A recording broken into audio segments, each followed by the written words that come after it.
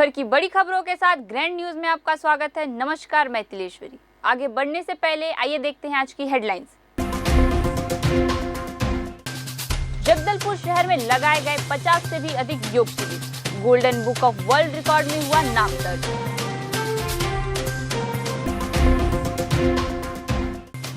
देश के कोने कोने से पहुंचे जगदलपुर के डाकघर अपने डॉक्यूमेंट्स की वेरिफिकेशन कराने।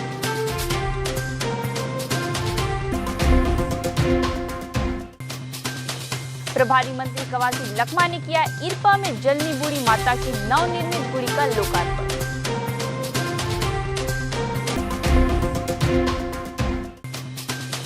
धर्मांतरित महिला के शव को दफनाने को लेकर दो समुदाय के बीच बवाल।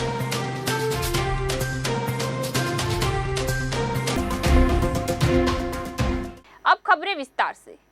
पतंजलि समिति द्वारा एक ही शहर में 50 से अधिक योग शिविर 9 दिनों तक लगाया गया। इस शिविर में हर दिन करीब 8000 से अधिक लोग शामिल हुए।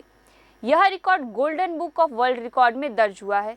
समिति की इस उपलब्धि को देखते हुए golden book of world record Asia head Manish Bishnoi ने सोमवार को लालबाग मैदान में हुए विराट सूर्य नमस्कार और विश्व कीर्तिमान अलंकरण सम्मान समारोह में यह प्रमाण पत्र दिया है। बिश्नोई ने कहा कि जगदलपुर की योग समिति ने एक नया कीर्तिमान रचा है।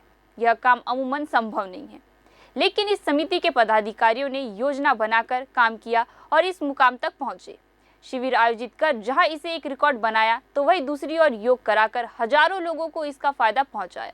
इस दौरान संत राजीव लोचन महाराज चित्रकूट धाम से, अंतर स्तरीय ख्याति प्राप्त साध्वी दीदी पुष्पांजलि वृंदावन से संत दिवाकर दास महाराज और पतंजलि योग पीठ के राज्य प्रभारी डॉक्टर मनोज पानीग्राही, अनिल लुक्कड़, महेंद्रकांत सांगाड़ी सहित मंजू लुक्कड़ और अन्य लोग मौजूद थे। गोल्डन बुक में रिकॉर्ड दर्ज होने और प्रमाण पत्र मिलने के बाद 50 योग शिक्षकों और अन्य लोगों ने बड़ी खुशी जताई।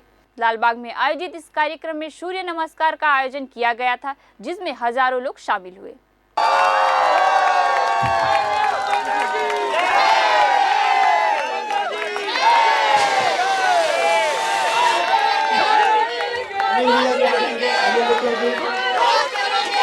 Golden book of world records ने इस पूरे प्रोजेक्ट को, इस पूरे कार्यक्रम को देखा और उसके बाद में ये देखा, हमने पाया कि 53 प्लेसेस पर 9 डेज तक यहाँ पर योग शिविर आयोजित किए गए हैं और इसको golden book of world records के द्वारा एक विश्व रिकॉर्ड में दर्ज किया जा रहा है।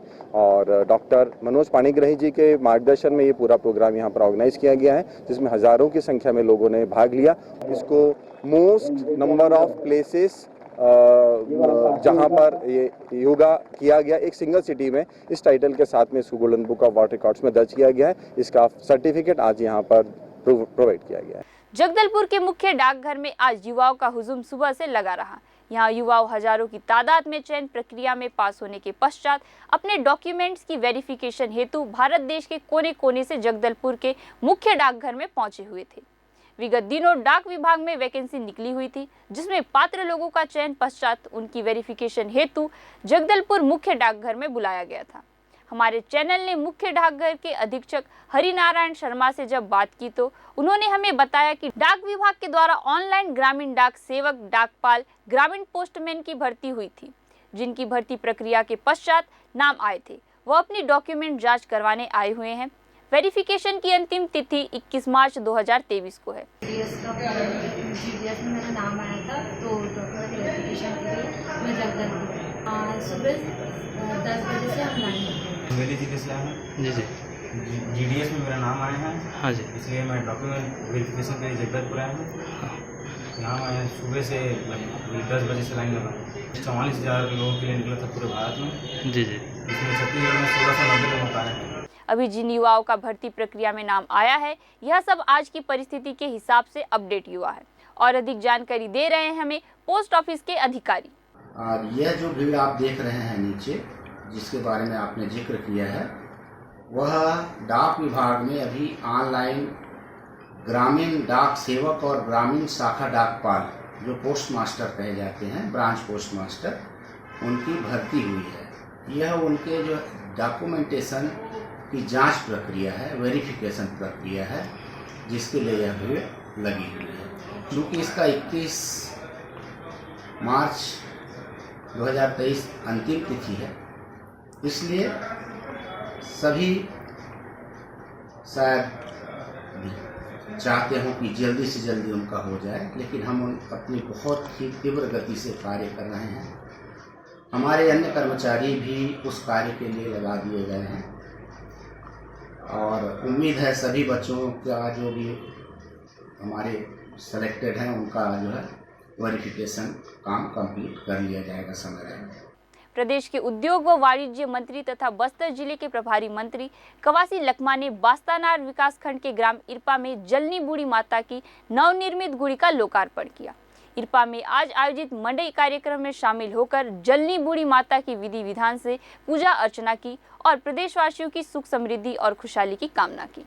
मंत्री कवासी लखमा ने इस अवसर पर मंदिर में 4 दीवारी निर्माण, आंगनबाड़ी केंद्र भवन में नलकूप खनन, मल्लापारा और गायतापारा में शीशी सड़क के निर्माण की घोषणा भी की। मंत्री ने इस अवसर पर कहा कि मुख्यमंत्री भूपेश बघेल की नीतियों के कारण निर्धन वर्ग में खुशहाली है। उन्होंने कहा कि आगामी 25 मार्च को किसान, भूमिहीन मजदूर, पुजारी, गायता, बाजा मोरिया, आठ पहरिया जैसे निर्धन तबके के लोगों को राजीव न्याय योजना के तहत राशि का ऑनलाइन भुगतान किया जाएगा।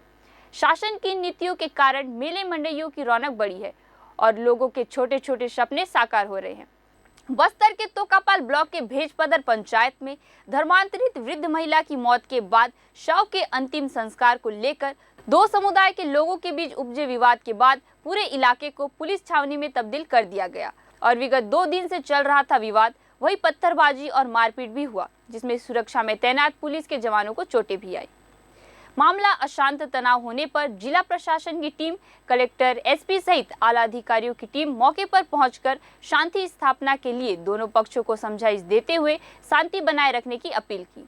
तब कहीं जाकर मामला शांत हुआ है। थाना परपा क्षेत्र अंतर्गत ग्राम भेजरी पदर में एक महिला की मृत्यु के बाद उसको शव को दफनाने को लेकर ग्रामीणों में आपस में मतभेद हुआ और उसके बाद दोनों के बीच जो है स्थिति तनावपूर्ण निर्मित हुई थी, जिसे पुलिस और प्रशासन के हस्तक्षेप से इसे कंट्रोल किया गया है और अभी आसपास के पंचायतों में भी सभी जगह समझाइश दी जा रही है, किसी प्रकार के र्यूमर्स में ध्यान न दें। पूरे बल का यहाँ पर काफ़ी बल तैनात किया गया है, जिससे कि स्थिति पर और निगरानी भी रखी जा सके। शव को यहाँ मृतक परिवार ने अपने ज़मीन में दफन किया। मुख्यमंत्री भूपेश बघेल ने विश्व वानिकी दिवस के अवसर पर मुख्यमंत्री वन संपदा योजना का वर्चुअल माध्यम से शुभारंभ किया। बस्तर जिले में वन संपदा योजना के माध्यम से वर्ष 2023 हेतु रोपण के लिए 2083 हितग्राहियों के द्वारा 4,694 एकड़ जमीन पर 37,14,036 पौधों का रोपण का लक्ष्य रखा गया। जगदलपुर शहर के धर्मपुरा दलपत सागर के पास आयोजित कार्यक्रम में हितग्राही टी कोंडल राव के जमीन में 1500 पौधों का रोपण किया गया। इस अवसर पर पूर्व मंत्री अरविंद नेता, महापौर सफीरा साहू, मछुआ कल्याण बोर्ड के अध्यक्ष MR निषाद, इंद्रावती नदी बेसिन विकास प्राधिकरण के उपाध्यक्ष Rajiv Sharma, CCF Mohammad Shahid, collector Chandan Kumar, one मंडलाधिकारी DP Sahu, नगर निगम आयुक्त दिनेश नाग सहित पर्यावरण संरक्षण से संबंधित समिति के सदस्य और योजनाओं के हितग्राहीगण उपस्थित थे। भारतीय जनता पार्टी के प्रदेश महामंत्री केदार कश्यप ने कहा है कि धर्मांतरण के घातक एजेंडे को प्रदेश सरकार के राजनीतिक संरक्षण के चलते बस्तर क्षेत्र की स्थिति दिन प्रतिदिन बिगड़ती जा रही है। जगदलपुर शहर सीमा से लगे तोकापाल के भेजरी पदर के परपा थाना में धर्म विशेष की अनुयायी महिला की मौत के बाद हुए विवाद पर केदार कश्यप ने कहा कि बस्तर में यह विवाद कोई पहला मामला नहीं है। नारायणपुर घटना की पुनरावृत्ति बस्तर में फिर हुई है। बाहर से आए हुए ईसाई धर्मावलंबियों ने एक मत होकर पहले स्थानीय आदिवासी ग्रामीणों पर हमला किया, फिर पुलिस पर हमला कर उन्हें भी दौड़ा दौड़ा कर पीटा गया। ईसाई मिशनरियों के हमले में एडिशनल SP को चोट लगी है। वर्तमान में भी वहां तनाव की स्थिति है और विवाद शांत नहीं हुआ है। पूरा बस्तर आज धर्मांतरण की भट्टी में जल रहा है और भूपेश बघेल का शासन चैन की बंसी बजा रहा है। इसमें लगातार हो रहे अवैध धर्मांतरण के कारण से पूरे प्रदेश की हालात बद से बदतर होती जा रही है। कानून व्यवस्था पूरी तरीके से खत्म हो चुकी है। बस्तर जिले के परपा थाने के अंतर्गत भेजरी पदर में जो घटना हुई और जो वहां पर कहते हैं हमारे लोगों को मारा गया, मारपीट की घटना आई, हिंसक घटना सामने आई। पुलिस के अधिकारी गए, एडिशनल SP वहां पर गए, उनके साथ जवान गए, उनको दौड़ाया गया, उनके साथ मारपीट किया गया, उनके साथ पथराव किया गया। लेकिन कांग्रेस की इस सरकार के कोई भी नुमाइंदा इसके खिलाफ में एक शब्द बोलने को तैयार नहीं है। सरकार की ये खामोशी इस बात को साबित करती है कि ये आदिवासियों की विरोधी हैं और इनकी जो निष्ठा है वो केवल और केवल सोनिया गांधी के प्रति है, राहुल गांधी के प्रति है। आने वाले समय में कांग्रेस की सरकार को ये हमारे आदिवासी समाज जो प्रताड़ित हो रहा है ये उसको जरूर सबक सिखाएगी। सनातन धर्म की परंपरा को आगे बढ़ाने के लिए बस्तर में प्रयास शुरू कर दिए गए हैं। इसके तहत पहली बार दंतेश्वरी मंदिर के सामने स्थित टाउन हॉल की मैदान पर राम दरबार को सजाने का काम चल रहा है। चैत्र नवरात्र के मौके पर शुरू हुए इस काम को लेकर जहां सनातन धर्म महासभा के सदस्य पंडाल को तैयार करने का अंतिम चरण पूरा कर रहे हैं, तो वहीं दूसरी ओर मूर्तिकार कुबेर गुप्ता द्वारा राम, सीता और लक्ष्मण की 7 फीट और हनुमान की करीब 4 फीट ऊंची प्रतिमा तैयार की जा रही है। मूर्तिकार ने इस प्रतिमाओं को तैयार करने के लिए कई किलोमीटर दूर इंद्रावती नदी के किनारे की काली मिट्टी का उपयोग किया जा रहा है। इस मिट्टी का उपयोग करने से प्रतिमाओं के निर्माण में किसी प्रकार की दिक्कत नहीं हो रही है। गुप्ता ने बताया कि मैं पिछले 1 दशक से प्रतिमाएं बना रहा हूं। यह पहली बार है जब नवरात्र में राम दरबार सजाने के लिए प्रतिमा का निर्माण करने के लिए हमें ऑर्डर आया है। इसके अलावा इन प्रतिमाओं को सजाया जा रहा है। इन सभी प्रतिमाओं को टाउन हॉल के परिसर में विधि विधान से पहुंचाया जा रहा है। इस बार रामनवमी में विशेष तौर पर राम दरबार दंतेश्वरी मंदिर के सामने एक अस्थायी पंडाल के रूप में बनाया गया है और यहाँ पर प्रभु श्री राम, माता सीता, प्रभु श्री लक्ष्मण और प्रभु श्री हनुमान जी की पूजा अर्चना की जाएगी। विधिवत प्रतिदिन यहाँ पर भजन कार्यक्रम और रामायण कथा और हिंदू संस्कृति की जो पूरी पोशाक है और जो कर्म है, जो संस्कार है, उसकी पूरी झलक आप सभी को यहाँ पर देखने को मिलेगी। जो प्रसाद दिया जाएगा उसकी भी अपनी आइडेंटिटी होगी, उसकी भी अपनी पहचान होगी। उसे राम भोग के नाम पे जाना जाएगा। साथ ही 29 मार्च को जो 30 तारीख को जो रामनवमी है उसके आह्वान हेतु 29 मार्च को महिलाओं के द्वारा, मातृशक्तियों के द्वारा एक आह्वान रैली निकाली जाएगी जो पुराना बस स्टैंड से लेकर राम दरबार तक आएगी और राम दरबार में पूरे शहर की जो महिलाएं हैं और बस्तर की जो महिलाएं हैं यहाँ पर आकर राम दरबार में प्रभु श्री राम जी की महाआरती करने वाले। बनारस से यहाँ पे बहुत अच्छी अघोरी बाबा की पार्टी नाट्य मंडल के रूप में आ रही है जो कि अपने आप में उनकी संस्कृति का प्रदर्शन करेगी और रामनवमी में जुलूस में निश्चित रूप से वो चांद लगाएगी और चर्चा का विषय अभी से लोगों को बनने शुरू हो गई है। मुझे लगता है कि उस झांकी के माध्यम से भी बहुत ज़्यादा लोग इसमें जुड़ेंगे और धर्म के प्रति लोगों की आस्था बढ़ेगी। आज विश्व वानिकी दिवस पर वन विभाग के कर्मचारियों ने बरसते पानी में आज शहर के मुख्य मार्ग में रैली निकाली। आम जनता को वृक्ष संपदा को संरक्षित करने के लिए प्रेरित किया।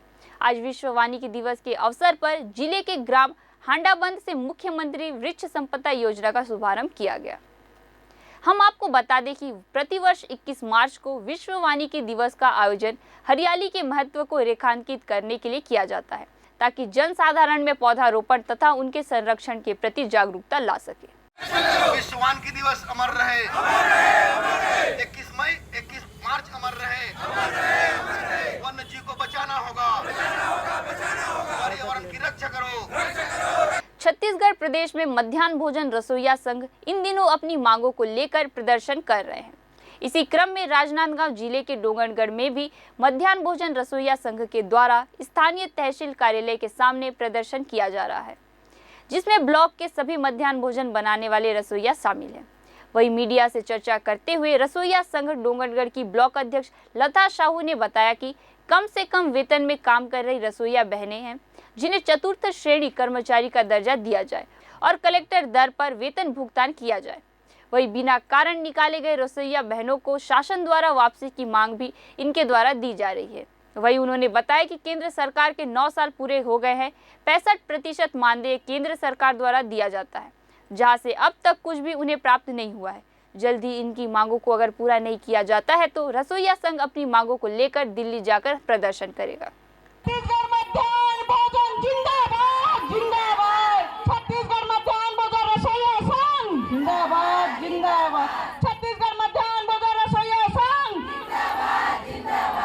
भारत माता की, भारत हमारी मांगे ये हैं कि कम से कम वेतन में काम करने वाली हमारी भाई बहनें रसोईया संघ का तो यहाँ पे चतुर्थ श्रेणी का दर्जा दिया जाए और कलेक्टर दर उसका मानदेय है, कलेक्टर दर हमको मिलनी चाहिए और बिना कारणवश रसोईया भाई बहनों को निकालते हैं उसको पुनः वापस लिया जाए स्कूल में। हमारी यही मांगे हैं। आगे क्या रूपरेखा है? आगे रूपरेखा ये है कि केंद्र सरकार 9 साल हो गए, 9 वर्ष हो गए कि आज तक 1 रुपया वहाँ से आया नहीं है रसोईया भाई बहनों के लिए, क्योंकि वहाँ से 65% आता है पर वहाँ से आया ही नहीं है। तो आगे की योजना ये है कि हम लोग दिल्ली जाने की तैयारी कर रहे हैं। सुकमा के मीनपा में नक्सलियों द्वारा डीआरजी जवानों पर किए गए हमले में शहीद हुए चारामा के वीर जवान हेमंत दास मानिकपुरी के 3य पुण्यतिथि के अवसर पर आज चारामा नगर के बस स्टैंड पर श्रद्धांजलि सभा का कार्यक्रम रखा गया था। इस दौरान कांकेर एसडीओपी मोहसिन खान, शहीद परिवार, पुलिस परिवार सहित मित्रों ने उनके छाया चित्र पर पुष्प अर्पित करते हुए दीप प्रज्वलन कर श्रद्धांजलि दी। आपको बता दें, छत्तीसगढ़ के सुकमा जिले में 21 मार्च 2020 को नक्सलियों से हुई मुठभेड़ में 17 जवान शहीद हुए थे। इस मुठभेड़ में शहीद हेमंत दास मानिकपुरी भी शामिल थे। आज हमारे पुलिस विभाग के जवान शहीद हेमंत दास मानिकपुरी की पुण्यतिथि है। इस अवसर पर आज हम लोग यहाँ पर इकट्ठा हुए हैं और 2020 में शहीद आरक्षक हेमंत दास मानिकपुरी, जिसने सुकमा ज़िले में नक्सलियों के कायरतापूर्ण हरकतें नक्सलियों ने जो की थी, पुलिस पार्टी पर हमला किया था, उस पर बहादुरी से मुकाबला करते हुए अन्य जवानों के साथ शहादत हुई थी उसकी। आज हम उसी को याद कर रहे हैं। यहाँ पे हमारे देश के जवान जो लगातार सरहदों पे, जंगलों में हमारे प्रदेश की, देश की, इस क्षेत्र की रक्षा कर रहे हैं और उनके जो पिताजी हैं यहाँ पर, उनके माताजी, हम चाहते हैं कि ऊपर वाला उनको हिम्मत दे, ताकत दे कि वो अपने को मजबूती से खड़ा करें, मुकाबला कर सकें। हम उनका इस अवसर पर हम उनको दिलासा देते हैं कि उनको कभी भी पुलिस विभाग की हमारी ज़रूरत हो तो हम उनका साथ देंगे। और इसी अवसर पर मैं ये कहना चाह रहा था कि जल्दी हम उनको शहादत जो हुई है जिस जवान की, उसको उचित सम्मान दिलाने के लिए इस क्षेत्र में और या चारामा में उसकी एक स्टैचू भी खड़ी की जाएगी ताकि उसको सम्मान मिलता रहे, लोग याद करते रहें उसको। ग्रैंड न्यूज़ में आज के लिए बस इतना ही। आपसे फिर मुलाकात होगी नई ताज़ा तरीन खबरों के साथ। तब तक के लिए हमें दीजिए इजाज़त। नमस्कार।